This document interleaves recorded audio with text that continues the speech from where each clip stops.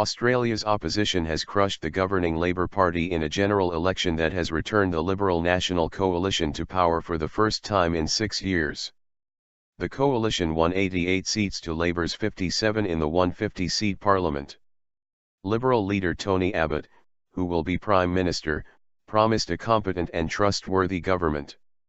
Outgoing PM Kevin Rudd earlier admitted defeat and said he would not stand again for the Labour leadership. The main election issues were how to tackle an expected economic slowdown, whether to keep a tax on carbon emissions, and how to reduce the number of asylum seekers arriving by boat. Mr. Rudd had called the election after defeating Julia Gillard in a leadership challenge in June, amid dismal polling figures that showed Labour on course for a wipeout. Under Mr. Rudd, Labour initially saw its figures improve. But Mr. Abbott, who enjoyed the strident support of Rupert Murdoch's newspapers, then widened the gap again.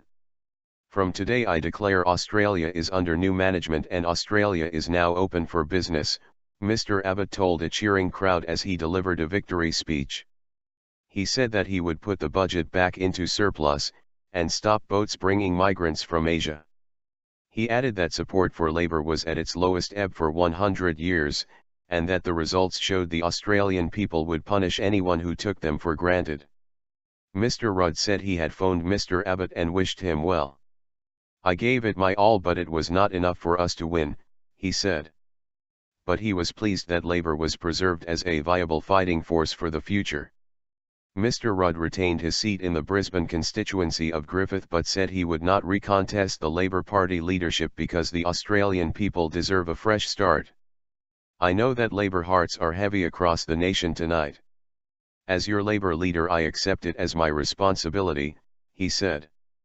The Australian Election Commission confirmed on its website that the Liberal National Coalition had won 88 seats in the House of Representatives, and Labour 57. 3 seats were distributed between 3 small parties, and there were 2 seats still to return results. In the previous Parliament, Labour relied on the support of independents and the Greens for its minority government, with 71 seats to the coalition's 72. Assange misses out. Mr. Abbott took on the leadership of the flagging Liberal National Coalition in 2009. A Rhodes Scholar who once wanted to be a Roman Catholic priest, Mr. Abbott has pledged to repeal both the mining and carbon taxes introduced by Labour. He has also promised a raft of budget cuts, including reducing the foreign aid budget by $4.5 bn, $4 bn, £2.6 bn. But he says he will fund an expanded paid parental leave scheme. British Prime Minister David Cameron was among the first to congratulate him on the victory, writing on Twitter that it'll be great working with another centre-right leader.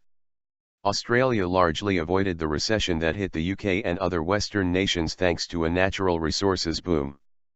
But the boom is coming to an end, and Mr. Abbott will be charged with managing the transition.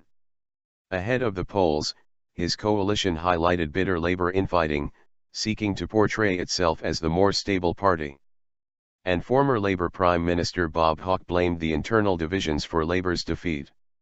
"I really believe this was an election that was lost by the government rather than one that was won by the opposition," he said. Julia Gillard, meanwhile, congratulated the Labour candidate who succeeded her in her seat, as she bowed out of politics. The outsider candidates had mixed fortunes at the polls. One of the 2 undecided seats in the House sees billionaire Clive Palmer, famous for his attempt to build a new version of the Titanic based on the original designs, on course for victory.